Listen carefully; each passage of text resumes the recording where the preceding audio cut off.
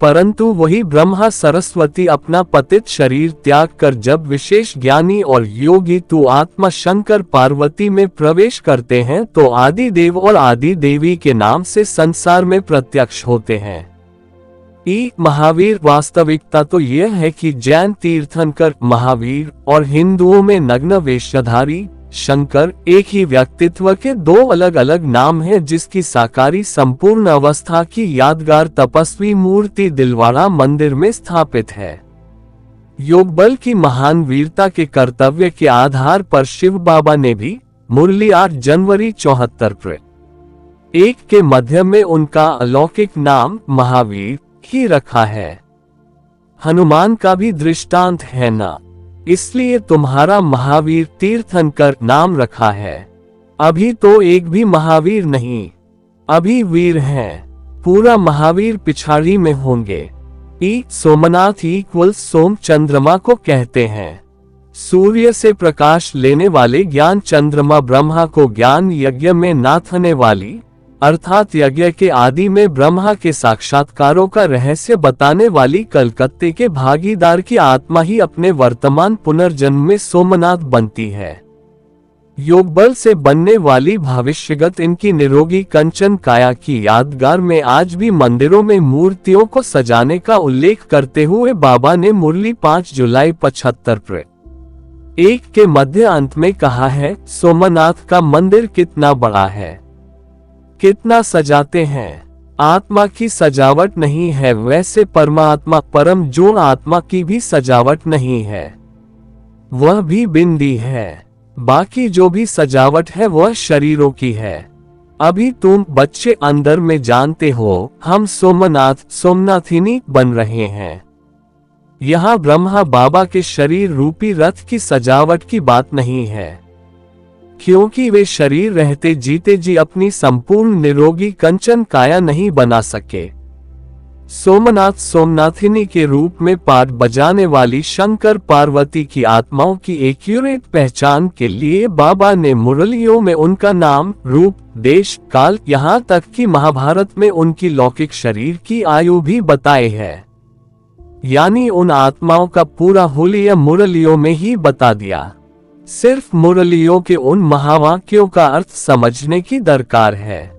सन 1965 में मम्मा के शरीर छोड़ने के पश्चात ब्रह्मा बाबा को यह महसूस हुआ कि यज्ञ में तो बिच्छू टिंडन जैसे बच्चे घुसकर बैठ गए हैं। श्रेष्ठ बच्चे तो वही थे जो कि यज्ञ के आदि में ब्रह्मा बाबा को डायरेक्शन देते थे।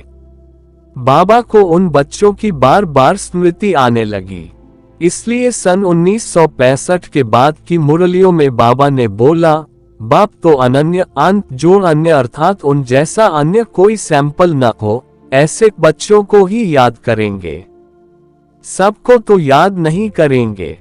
उन्हीं अनन्य बच्चों के पुनर्जन्म के वर्तमान शरीर की आयु का उल्लेख करते हुए बाबा ने रिवाइज मुरली 17 फरवरी 75 के अंत में कहा है, आगे जो मरे हैं फिर भी बड़े हो, कोई 20 कोई 25 वर्ष के हो गए होंगे, ज्ञान भी ले सकते हैं।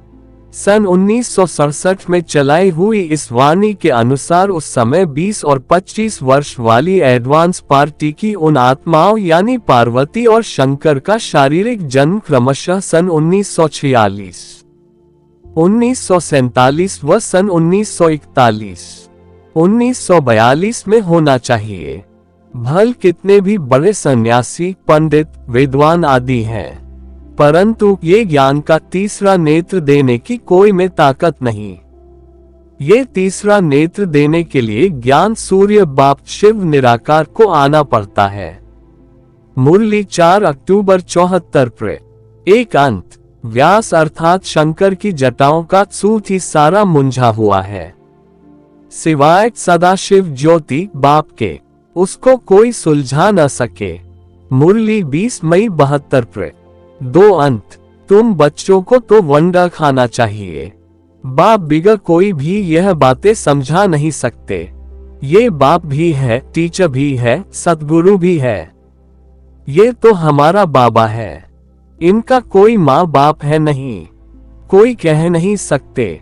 शिव बाबा किसका बच्चा है, यह बातें बुद्धि में घड़ी घड़ी याद रहे, यही मनना भव है। सुप्रीम टीचर पढ़ाते हैं, परंतु खुद कहां से पढ़ा नहीं है। इनको कोई ने पढ़ाया नहीं। वह नॉलेजफुल है। मनुष्य सृष्टि का बीज रूप है, ज्ञान का सागर है।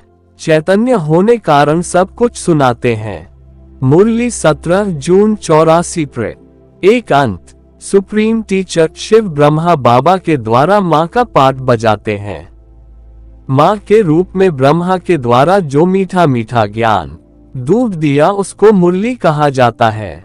लेकिन उस मुरली को गीता ज्ञानामृत नाम नहीं दिया जा सकता, क्योंकि शास्त्रों में गायन है अमृत कलश कब निकला, जब मंथन हुआ। जब तक मुरली के महावाक्यों का मनन चिंतन मंथन नहीं होता तब तक वो गीता ज्ञानामृत नहीं कहा जा सकता। सुनने सुनाने का काम हुआ, लेकिन उसमें क्या रहस्य भरा हुआ है, वो रहस्य माना वो सार किसी की बुद्धि में नहीं आया। वो गीता ज्ञानामृत देने वाला प्रैक्टिकल रूप में कौन है? ब्रह्मा बाबा तो मुरलियों के रहस्य को नहीं समझ पाए। 1976 की घोषणा का अर्थ किसने समझा? शिव ने ब्रह्मा बाबा के मुख से जो ज्ञान सुनाया, उस ज्ञान की गहराई को, उसके क्लैरिफिकेशन को, उसके मनन चिंतन मंथन को, उसकी तह को कोई मनुष्य आत्मा नहीं पकड़ सकती। शिव निराकार ज्योतिर्लिंग का जो एक्सप्लेनेशन देने का, टीचर का जो मूर्ति रूप है, वो टीचर का रूप याद के पुरुषार्थी शंकर का ही है और किसी मनुष्य आत्मा का नहीं हो सकता। शिव जो कुछ भी कहना चाहते हैं, जो कुछ भी समझाना चाहते हैं, वो समझने वाला देवों के देव महादेव रूप पहला बच्चा कौन जिसके द्वारा सब समझते हैं, वो एक ही रूप है। वो हीरो आत्मा ही परमपिता शिव बाप की बताई हुई गहराई की बातों को पूरा समझ सकती है और वो ही कार्य में ला सकती है। उस द्वारा ही बाप टीचर सद्गुरु का रूप बन सकती है। इसीलिए मुरली में भी ये बात आई है कि तुम राजऋषि होना, जटाएं खुली हो और मुरली चलाओ। साधु संत आदि जो भी सुनाते हैं वह सब है मनुष्यों की मुरली। ये है बेहद बाप की मुरली। मुरली 25 नवंबर 84 3 अंत। वास्तव में ज्ञान जटाएं तुमको हैं, राजऋषि तुम हो। ऋषि हमेशा पवित्र रहते हैं। राजऋषि हो घर बार भी संभालना है। मुरली 4 सितंबर 77 2 अंत। भक्ति मार्ग में जटाएं कौन से देवता को दिखाते हैं? शंकर को ही दिखाते हैं। इसका अर्थ टीचर का रूप शंकर के द्वारा ही हुआ ना, और सतगुरु माना साथ ले जाने वाला, आत्मा को सच्ची गति प्रदान करने वाला। कल्प वृक्ष के चित्र में सबसे ऊपर आत्माओं को साथ ले जाने वाले के रूप में शंकर को ही दिखाया गया है। सद्गुरु का काम क्या होता है? सख्त पाठ बजा करके बच्चों की सद्गति करना। सद्गुरु है तो ऊर्ध्वलोकीय सद्गति करेगा।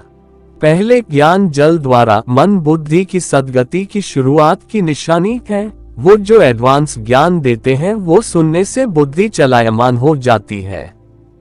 सद्गुरु अकाल मूर्त गाया जाता है। अकाल मूर्त माना जिसकी मूर्त को काल खा नहीं सकता। वो मूर्त उसी की है जिसे कालों का काल महाकाल कहा जाता है। विष्णु चतुर्भुज त्रिमूर्ति के चित्र में ब्रह्मा है लवफुल और शंकर है लॉफुल।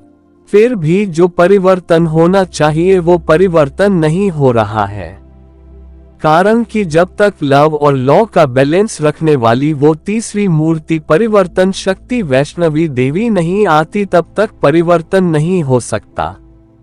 विष्णु माना नो विश एट ऑल। त्रिमूर्ति के पुराने 30 गुना 40 के चित्र में विष्णु की मूर्ति के नीचे की लिखत में जो 4 नाम लक्ष्मी नारायण और राम सीता दिए हुए हैं वे विष्णु की भुजाओं के रूप में 4 सहयोगी आत्माएं हैं। यही विष्णु चतुर्भुज का वास्तविक स्वरूप है। लेकिन बाद में जो अंग्रेजी और गुजराती भाषा में त्रिमूर्ति का चित्र बनाया गया उसमें से अज्ञानतावश राम सीता का नाम उड़ा दिया गया। मम्मा सरस्वती के बाद ब्रह्मा बाबा ने भी इस पर गौर नहीं किया। इसका मतलब उनकी बुद्धि में भी यह बात नहीं आई कि 4 सहयोगी रूप भुजाओं का वास्तविक अर्थ क्या है।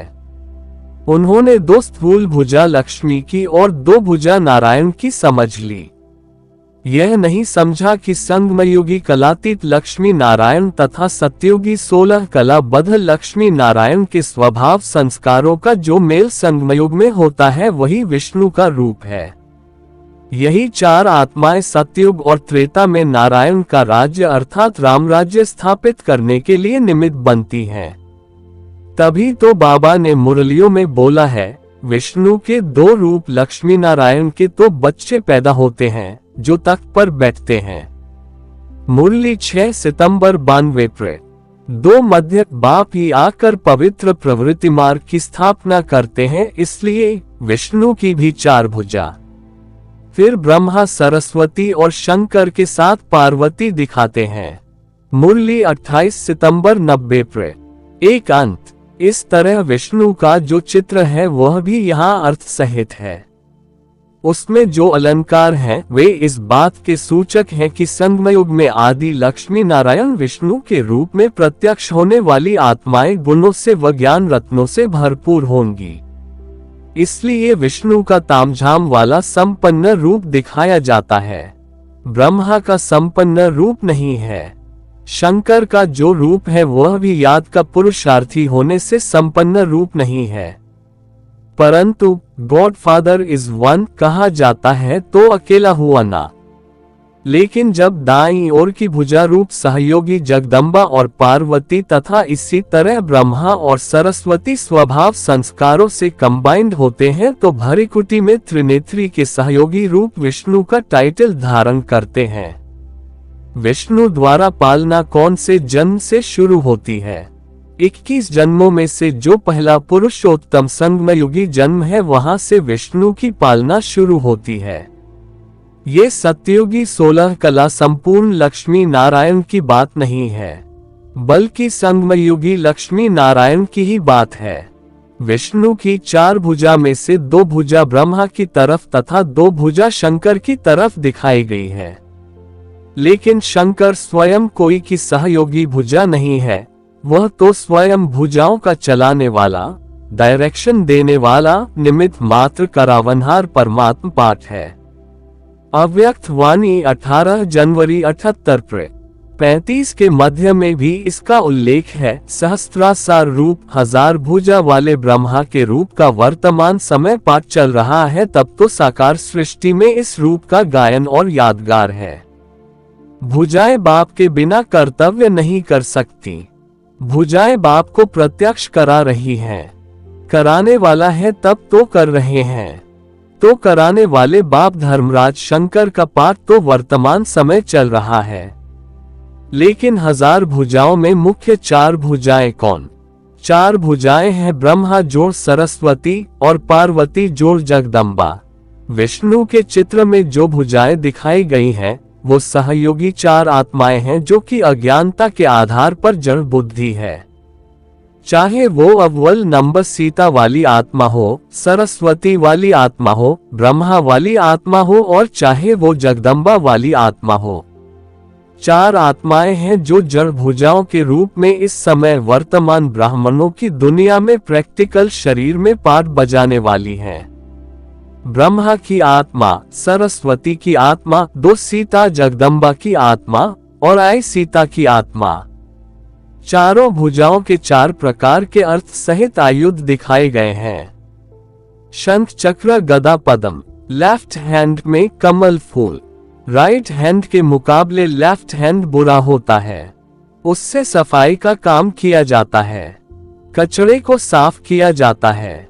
इस दुनिया के जो सब दुखदायी कामी, राक्षसी, हिंसक कांटे हैं वो सर कलम कर दिए जाएंगे। वो कौन सी शक्ति है? जगदम्बा, जो तामसी कलियुग में महाकाली बनती है। महाकाली क्या करेगी? दुनिया से सब खास कामी, क्रोधी या लोभी असुरों का दुखदायी कांटों का सफाया कर देगी। उसको कमल पद्म के रूप में दिखाया गया है। कमल फूल बेहद घर गृहस्थ की कीचड़ में रहता है। बाहर की विकारी दुनिया काम विकार का कीचड़ है। जगदम्बा अभी कहाँ पाठ बजा रही है, कीचड़ की दुनिया में पड़ी हुई है, लेकिन बुद्धि से उसकी लगन कहाँ है। महाकाली के पुराने चित्रों में बुद्धि रूपी पांव में नीचे भले शंकर की मूर्ति है, लेकिन माथे पर भी शंकर का चित्र रखा हुआ है। माने किसकी याद है? वो भी शिव शंकर भोलेनाथ की याद में रहती है। जीवन कहाँ है? संसार रूपी कीचड़ में। लेकिन बुद्धि से उपराम है तो वो कमल का फूल यादगार है। ऐसे कमल फूल के रूप में जिंदगी बिताने वाली अव्वल नंबर यादगार और दुनिया में कोई आत्मा नहीं है सिवा महाकाली के। उसके ऊपर लेफ्ट हैंड में पहुंची कौन है? शंख, लक्ष्मी। वो लक्ष्मी भी है जो महाविष्णु के लेफ्ट हैंड में रहती है। पत्नी है ना, वामांगी है। तो बाईं और ऊपर का जो ऊंची स्टेज वाला हाथ है उसमें शंख दिखाया गया है। माना एडवांस पार्टी में वो आदि सो अंत का जब अपना पाठ बजाना शुरू करती है तो जैसे महाभारत युद्ध शुरू होता है। पहले कौन से बाजे बजते हैं? शंखनाद होते हैं। युद्ध शुरू हो रहा है तो शंखनाद करते हैं। शंख माना ज्ञान का शंख रूप यह मुख है जो चारों तरफ फेंका जाता है। बेसिक में भी जगते हैं, एडवांस में भी सोए हुए जगते हैं और बाहर की दुनिया में भी सोए हुए सन्यासी मीडिया की रणभेरियों द्वारा जगते हैं। शंख की आवाज चारों तरफ फैलती है, वही मुख रूपी शंख का पाठ है। राइट हैंड में राइटियस पार्ट बजाने वाले ब्राह्मणों की दुनिया में कौन है जिन्होंने अभी तक राइटियस ही पार्ट बजाया है? लेफ्टिस्ट का पार्ट बजाते हुए किसी ने नहीं देखा होगा। वे हैं ब्रह्मा सरस्वती। जो दाईं और ऊपर हाथ दिखाया गया है उसमें आयुध है स्वदर्शन चक्र। ज्ञान के चक्र में सबसे मुख्य ज्ञान की बात कौन सी है जो मम्मा ने निकाली? मम्मा ही थी जिसने ये ज्ञान का पॉइंट निकाला। भले सारा चक्र नहीं चलाया, लेकिन एक मुख्य बात मम्मा ने निकाल दी कि जैसे हम आत्मा ज्योतिर्बिंदु हैं, सांप का बच्चा सांप और सांप का बाप भी सांप जैसा लंबा, तो हम आत्मा बिंदु, हमारा बाप भी ज्योतिर्लिंग अर्थात ज्योतिर्बिंदु। पहले अग्नि के लिंग रूप में याद करते थे। पहले भक्ति मार्ग में अंगूठाकार आत्मा को मानते थे या शालिग्राम के रूप में अंगूठाकार मानते थे। लेकिन मम्मा ने साबित कर दिया कि आत्मा ज्योतिर्बिंदु है तो आत्मा का बाप भी अनोरण्यांश स्मृत्य गीता 8-9 ज्योतिर्बिंदु ही होना चाहिए। इसलिए तब से जो लिंगाकार बनाया गया उसमें बिंदु भी डाल दिया। तो यह ऊपर की जो सरस्वती वाली भुजा है वो साबित हो जाती है ज्ञान का आदि चक्र। सारी दुनिया के बीच में, सारी दुनिया के कल्याण के लिए ओम राधे मम्मा ने ये फर्स्ट क्लास ज्ञान का चक्र चलाया। अंततः उसी के बच्चे हुए सारस्वत चक्रवर्ती ब्राह्मण। राइटियस भुजाओं में नीचे की भुजा है गदा। गदा धारदार तलवार नहीं है, मोटा हथियार है। ज्ञान की धार तीखी होनी चाहिए। लेकिन ब्रह्मा बाबा तो बच्चा बुद्धि थे तो गदा चलाते थे। कोई भी बात आ जाए, कोई भी परीक्षा या परिस्थिति आ जाए, ड्रामा की ढाल कहो, गदा कहो। अब ड्रामा तो गोल गोल। गदा हाथ में आया, ऊपर गोल गोल गोला लगा हुआ है, सीधा गदा मारा। जो हुआ स्थिर, हिलने वाला नहीं। कल्प कल्प का हुबहू रिपीटेड ड्रामा। तो उनका गदा का पाठ है। ये चारों आयुधधारी जो भुजाएं हैं, नंबरवार जड़तव में बुद्धि वाली भुजाएं हैं। ये हीरो आत्मा का पाठ नहीं है। हीरो आत्मा का पाठधारी वो है जिसमें बुद्धिमानों की बुद्धि सुप्रीम सोल भरी कुटी में सदा शिव नेत्र मुकर्रर प्रवेश करती है और उस राम वाली आत्मा के बगैर वो चारों जड़ भुजाएं चालू नहीं हो सकती। तो विष्णु के पाठ में ये 5 आत्माएं हैं। फिर भी वास्तव में ये त्रिमूर्ति का चित्र यथार्थ नहीं है। इसलिए बाबा ने मुरली में बोला है कि तुम बच्चों को त्रिमूर्ति का यथार्थ चित्र निकालना चाहिए। अभी शिव जयंती आती है, तुमको त्रिमूर्ति शिव का चित्र निकालना चाहिए। त्रिमूर्ति ब्रह्मा विष्णु शंकर का एक्यूरेट क्यों न निकालें? मुरली 19 जनवरी 75 3 मध्यादि। इसलिए पहले जब हम अपनी बुद्धिरूपी पॉकेट में ज्ञानदाता बाप के ज्ञान के आधार पर यथार्थ चित्र चित्रित करेंगे, तभी रियल में भी यथार्थ चित्र के ज्ञान सूत्रों को चित्रित कर सकेंगे। जब इन 3 मूर्तियों को यथार्थ रूप से हम बुद्धिरूपी पॉकेट में स्पष्ट धारण करेंगे, तभी हम संपूर्ण द्विज कहलाएंगे। द्विज माना 2 जन्म लेने वाले। ब्राह्मण कुल में बच्चे का जन्म होता है तो पहला जन्म मानते हैं, और ब्राह्मण का दूसरा जन्म तब माना जाता है जब त्रिमूर्ति रूप 3 धागों का यज्ञोपवीत धारण कराया जाता है। यज्ञोपवीत धारण करने का मतलब है तीनों स्नेही रूप में बांधने वाले सूत्रों की पहचान हो जाना कि असली प्रैक्टिकल देहधारी ब्रह्मा विष्णु शंकर कौन है। ये ही द्विजन्मा कहा जाता है, जिस कारण से ब्राह्मणों को द्विज कहा जाता है। शुरू में अखबार में निकाला गया था कि ओम मंडली is the richest in the world, तो यही बात फिर अंत में सबके मुख से निकलेगी।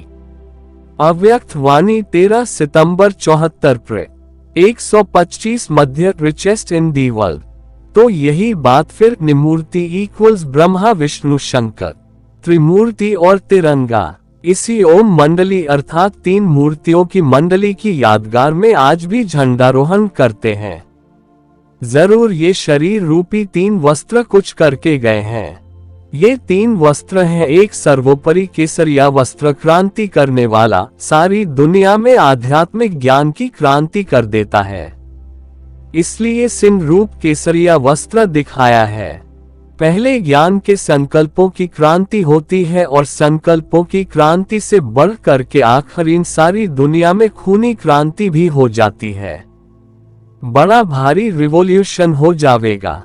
उसकी यादगार झंडा में विनाशकारी शंकर की क्रांतिकारी यादगार केसरिया वस्त्र दिखाए है।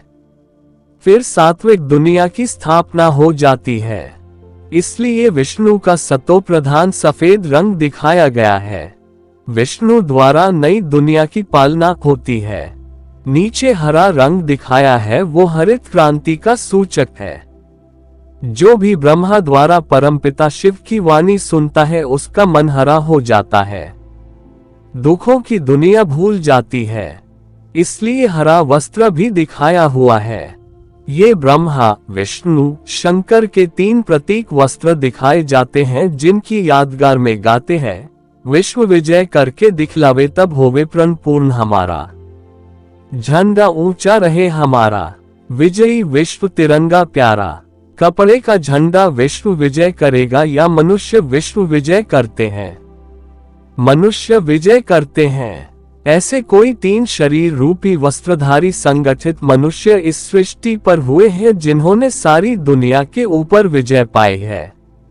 उनकी यादगार में भारत वर्ष में झंडारोहण करते हैं, फिर गाते हैं, विश्व विजय करके दिखलावे तब होवे प्रण पूर्ण हमारा।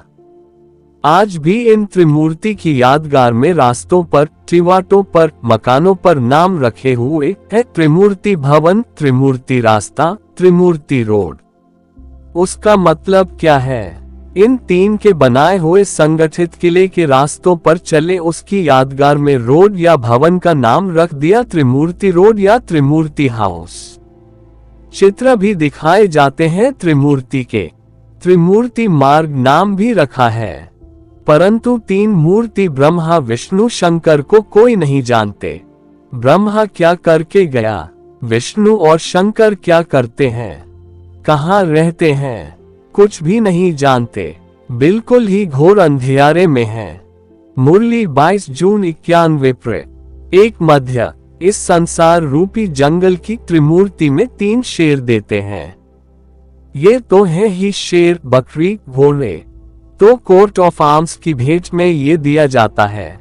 बाकी जानते हो वह दुनिया तो कोई है नहीं जिसमें शेर बकरी घोड़ा इकट्ठे रहते हो। मुरली 22 अप्रैल 69 2 मध्य। गवर्नमेंट जो त्रिमूर्ति बनाती है उनमें होना चाहिए ब्रह्मा विष्णु शंकर।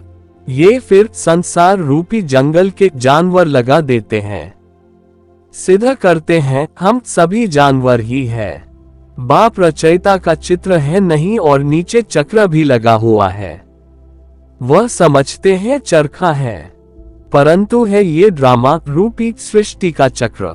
अब चक्र का नाम रखा है अशोक चक्र। अभी तुम इस चक्र को जानने से अशोक रूपी अहिंसक स्वर्ग के देवता बन जाते हो। मुरली 10 जनवरी 73 2 आदि एक्यूरेट याद। अंत में फिर ये बात आती है जैसे बताया कि हमारी पढ़ाई के 4 मुख्य सब्जेक्ट्स हैं ज्ञान, योग, धारणा, सेवा। ज्ञान अर्थात निराकार ज्योति शिव जोड़ साकार बाप की पहचान, वो तो हमें मिल गई। फिर अगला मुख्य सब्जेक्ट है योग। योग अर्थात याद का बल ही एकमात्र आधार है जिसके द्वारा इंद्रिय जीते जगत जीत बना जा सकता है। लेकिन याद भी यथार्थ और एक्यूरेट चाहिए। एक्यूरेट से मतलब सिर्फ ज्योतिबिंदु निराकार शिव को याद करना नहीं, क्योंकि मुरली 9 मई 71 2 के मध्य में बोला है, अच्छा परम जोड़ आत्मा जिसको तुम याद करते हो वह क्या चीज है? तुम कहते हो अखंड ज्योति स्वरूप है, परंतु ऐसे है नहीं। अखंड ज्योति को याद करना रांग हो जाता है। याद तो एक्यूरेट चाहिए ना, सिर्फ गपोने से काम नहीं चलेगा। एक्यूरेट जानना चाहिए। अपनी एक्यूरेट पहचान के लिए शिव बाबा ने मुरलियों में तो संकेत दिया ही है, साथ ही साक्षात्कार के द्वारा त्रिमूर्ति का चित्र भी बनवाया है। चित्र में एक है ब्रह्मा के रूप में मां का प्रत्यक्ष साकार पाठ और दूसरा है शंकर के रूप में त्रिमूर्ति शिव का निराकारी स्टेज का गुप्त पाठ, बाप, टीचर व सद्गुरु का पाठ। अब याद किस रूप को करना है? जिन बच्चों ने ब्रह्मा के रूप में मां का साकार पाठ देखा, उससे प्यार की पालना ली, गोद की अनुभूति ली, वे उस प्यार में इतने दीवाने हो गए कि उनको ब्रह्मा मां का वो साकार स्वरूप ही याद आता है। जबकि संगठित चतुर्मुखी ब्रह्मा का विनाशी तन होने के कारण बाबा ने मुरलियों में पहले ही स्पष्ट कर दिया था कि उस विनाशी रूप को याद नहीं करना है। मुरली 28 मार्च 76 2 के आदि में बोला है, खत्म होने वाली चीज को याद नहीं किया जाता है। नया मूर्त रूप शंकर का मकान बनता है तो फिर पुरानी ब्रह्मा की विनाशी देह से दिल हट जाती है। ये फिर है बेहद की बात। शिव बाबा का नया मूर्त रूप मकान शंकर, आदम, अर्जुन का तन अभी भी निर्माणाधीन है, तो दिल उससे लगाने की बात है। मुरली 19 अप्रैल 78 1 के आदि में बाबा ने स्पष्ट किया है, मैं यहाँ ब्रह्मा के इस शरीर में आकर कहता हूँ कि तुमको याद वहाँ अर्धनारीश्वर के तन में करना है जहाँ अब भविष्य में आना है। ऐसे नहीं, यहाँ ब्रह्मा को याद करना है। बाप कहते हैं कि तुम इन ब्रह्मा के शरीर को भी याद न करो। शरीर को याद करने से पूरा ज्ञान उठा नहीं सकते। मुरली 27 नवंबर 77 3 अंत। ब्रह्मा को याद करने से विकर्म विनाश नहीं होंगे, कोई न कोई पाप हो जाएगा, इसलिए उनका फोटो भी न रखो। मुरली 17 मई 71 4 मध्य। जिन बच्चों ने बाबा की मुरलियों के महावाक्यों का गूढ़ अर्थ नहीं समझा, वे अब भी ब्रह्मा बाबा के जड़ चित्रों को याद करते रहते हैं और शिव बाबा को सिर्फ बिंदु समझकर परमधाम में याद करते हैं। जबकि मुरली 2 मार्च 78 2 के मध्य में बोला है, बाप कहते हैं जो भी आकारी व साकारी या निराकारी चित्र हो उनको तुम्हें याद नहीं करना है। अर्थात अभी सदा साकारी मुकर्रर शरीर रूपी शंकर, अर्जुन, आदम की भरी कुटी में शिव ज्योति याद रहे। जो बच्चे मम्मा बाबा के शरीर छोड़ने के पश्चात ज्ञान में आए, उन्होंने साकार ब्रह्मा से पालना नहीं ली तो उन्हें साकार याद भी नहीं आता, वे सुप्रीम सोल को ही याद करते हैं। बाबा ने मुरलियों में जो बिंदु को याद करने का डायरेक्शन दिया वह सूक्ष्म बुद्धि की ऊंची स्टेज तक पहुंचने का एक साधन मात्र था। इस पर जिन्होंने अमल किया उन्हें बीके में रहते हुए बिंदु को याद करने की पक्की प्रैक्टिस हो गई। ब्रह्मा को छोड़ सिर्फ ज्योति को याद करने से आत्मा में ज्ञान का प्रकाश आता है। बुद्धि महीन और सूक्ष्म बनती है। महीन बुद्धि ही विचार सागर मंथन कर ज्ञान की गहराई में जा सकती है। ज्ञान की गहराई में पहुंचने पर उन आत्माओं को ये ज्ञान होता है कि शिव परमपिता सदा निराकार है। निराकार को निरंतर याद करो। इसका वास्तविक अर्थ क्या है? जब हम कहते हैं कि परमात्मा निराकार है, निराकार को याद करो, तो ये समझ लिया जाता है कि बिंदु को याद करो। लेकिन ये तो छोटे स्तर की प्राइमरी स्कूल की पढ़ाई थी। जबकि ये बात बताई गई कि बिंदु को याद करो, वो तो ऊंची स्टेज तक पहुंचने के लिए एक साधन दिया था कि बिंदु को याद करेंगे तो बुद्धि महीन बनेगी और महीन बुद्धि परम जोड़ आत्मा हीरो पाधारी को पहचान सकेगी। अगर बुद्धि मोटी होगी तो परम जोड़ आत्मा के हीरो पाठ को और अपने पाठ को भी पहचान नहीं सकती। जब इस सृष्टि में मुकर्रर तंधारी साकार साधन मिल जाए और साधन के द्वारा साध्य शिव बाप को प्राप्त कर लिया जाए, तब तो परमपिता परमात्मा को पहचान लिया। फिर सिर्फ बिंदु को याद करना है या परमपिता शिव बिंदु जोड़ मूर्तिमान शंकर के असली प्रैक्टिकल स्वरूप को याद करना चाहिए। प्रैक्टिकल पुरुषार्थी स्वरूप द्वारा ही निरंतर याद करना है। निराकार का अर्थ सिर्फ बिंदु नहीं बल्कि बाप का वो प्रैक्टिकल पार्ट है जो बुद्ध, क्राइस्ट, नानक की तरह सदा निराकारी स्टेज में स्थित हो। बाप के उस निराकारी स्टेज का सूचक नग्न चित्र त्रिमूर्ति में दिखलाया हुआ है। तो जिन्होंने परम जोड़ आत्मा का प्रैक्टिकल रूप पहचान लिया हो वे सिर्फ बिंदु के अचिंत्य रूप को क्यों याद करेंगे? इब्राहिम, बुद्ध, क्राइस्ट, गुरु नानक आदि जितने भी विधर्मी धर्म पिताएं और उनके फॉलोअर्स हैं, वे सब निराकार को याद करते हैं। वे साकार को नहीं मानते। वे राम कृष्ण को भगवान के रूप में नहीं मानते, क्योंकि वे सब हैं निवृत्ति मार्ग के धर्म, जबकि हमारा है प्रवृत्ति मार्ग का सनातनी वैष्णव धर्म। प्रवृत्ति मार्ग के धर्म में शरीर और आत्मा दोनों की प्रवृत्ति को मानकर चलना पड़े। सिर्फ आत्मा बिंदु को याद करने वाले केवल मुक्ति पाएंगे। वे जीवन मुक्ति नहीं पा सकते, अर्थात डायरेक्ट स्वर्ग में नहीं जा सकते। सुप्रीम सोल बाप जिस साकार तन के द्वारा स्वर्गीय राजधानी की स्थापना करते हैं, उस साकार व निराकार के कंबाइंड रूप को याद करने वाली आत्माएं ही जीवन मुक्ति को प्राप्त करने वाले चरित्रवान देवताएं बनते हैं। अव्यक्त वाणी 18 जनवरी 70 166 के आदि में बोला है, विचित्र निराकार के साथ चित्रत साकार को याद करने से खुद भी चरित्रवान बन जाएंगे। अगर सिर्फ चित्र और चरित्र को याद करेंगे तो चरित्र की ही याद रहेगी। इसलिए विचित्र के साथ चित्र और चरित्र याद आए। परमपिता परमात्मा हमको सम्मुख बैठ नॉलेज देते हैं। उस बाप की ही अव्यभिचारी याद रहनी है और कोई नाम रूप की याद नहीं रहनी है। मुरली 4 अगस्त 72 1 आदि गीता में भी आया है। तस्मात् सर्वेषु कालेषु मामनुस्मर्युध्याच मयि अर्पित मनो बुद्धिर मामे वैश्यस्य संशयम् 8/7। इसलिए हर समय निरंतर मुझे याद कर और माया से युद्ध कर। निस्संदेह मुझ में मन बुद्धि से अर्पित हुआ तू मेरे ईश्वर अर्थात शासकीय भाव विश्वनाथ जगन्नाथ को ही पाएगा। सवेरे उठने का प्रयत्न करना है, रात को अमृत वेला जागना है। रात को ये बुद्धि की यात्रा करना बहुत सहज है और हमको मदद भी बहुत मिलेगी। दिन में तो याद भल ना भी ठहरे, अमृत वेले में रात को पुरुषार्थ करना सहज है। अच्छा, ज्यादा नहीं, 5 मिनट से ही शुरुआत करें। किस बात की शुरुआत? अपनी भरिकुटी में ज्योति बिंदु आत्मा को याद करने की। अपनी आत्मा ज्योति बिंदु याद आवेगी तो परमपिता परमात्मा की भी सहज सहज याद आवेगी। ये स्वधर्म में टिकने की बात है।